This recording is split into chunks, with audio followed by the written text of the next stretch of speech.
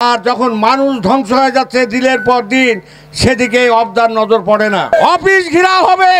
বাংলাদেশ জাতীয়তাবাদী উপজেলা দলের উপজেলা বিএনপির নেতৃবৃন্দ, পৌরসভার নেতৃবৃন্দ, ছাত্রদল, যুবদল, স্বেচ্ছাসেবক দল, কৃষক দল এবং উপস্থিত আছেন আমার সম্মানিত মা বোনেরা, যারা অসহায় নদী ভাঙ্গনের পদ্মার গ্লাসে থেকে মুক্তি পাওয়ার জন্য বাড়ি থেকে সমস্ত কাজ কাম ফেলে ছুটে এসেছেন, সেই সমস্ত মা বোনদের সকলকে অভিনন্দন এবং সালাম। আসসালামু আলাইকুম। এখন আমাদের আবু সাইদ চান ভাই যখনই কানে শুনে মানুষের দুর্দশা, মানুষের সমস্যা, নদী ভাঙ্গনের করাল গ্রাসে হাজার হাজার বাড়ি, হাজার হাজার সম্পত্তি ভেঙ্গে পদ্মার নদীর করাল গ্রাসে চলে যাচ্ছেন, সেই সময় গতবার চান ভাই আমাদের নিয়ে আবারও ছুটে আসেন। নদী ভাঙ্গনের পাড়ের উপরে দাঁড়িয়ে থেকে আমাদের পানি উন্নয়ন চিফ সাহেবকে উনি আহ্বান করেন যে আপনি সরজমিন তদন্ত করে জরুরি ব্যবস্থা নেন, অন্তত এই নদী ভাঙ্গনের আপাতত কোনোভাবে ঠেকানো যায় কিনা। আবু সাইদ চান ভাই আপনাদের কোনো কাজে কোনোদিন মানুষের জন্য, জনগণের জন্য কোনোদিন থেমে থাকেননি। তাই উনি আজকে আহ্বান করেছেন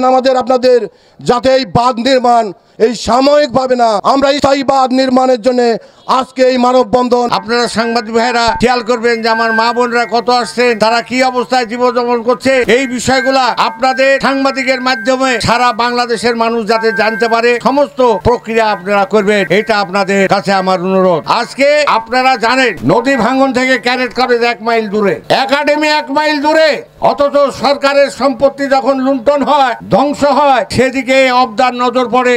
আর যখন মানুষ ধ্বংস হয়ে যাচ্ছে দিনের পর দিন, সেদিকে অবদার নজর পড়ে না। আমরা বলতে চাই ওটা আমাদের রাষ্ট্রীয় সম্পদ, ওটার বিরোধিতা করছি না, কিন্তু ওইটাকে আপনি রক্ষা করতে হলে আজকে গোপালপুর সহ, ফিরোজপুর সহ, শাহপুর সহ, চকরাজাপুর সহ এগুলার ব্যবস্থা আপনাকে করতে হবে। অবদার কাছে পরিষ্কার ভাবে বলতে চাই, যদি এটা না করেন, এবার যদি এটা টেন্ডারে না আসে, স্থায়ী বাঁধ যদি না হয়, আরামে অফিস করতে দেওয়া হবে না আপনাদেরকে, অফিস ঘেরাও হবে।